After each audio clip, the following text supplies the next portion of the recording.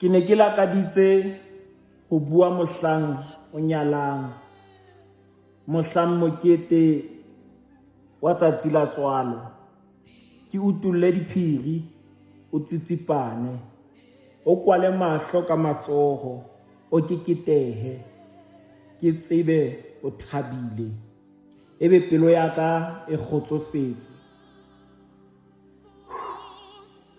Ena yona ha ke itukisetsa yona ho bua ka wena o so le mofu, se ke theoha dikgapa tsa bohloko e seng tsa thabo. Tjhe motswalle, ke tla mo thola kae ya tshwanang le wena? Lefu la hao ka nnete ka re toro.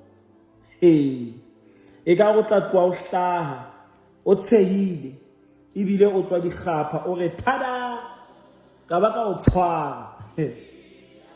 Ha ke kgolwe ha ke sa tla o bona. Lefu ha lena mohau. Ke tseba toro tsa hao, ke tseba hantle tabatabelo tsa pelo ya hao, empa lefu ke mang? Tjhe, a choose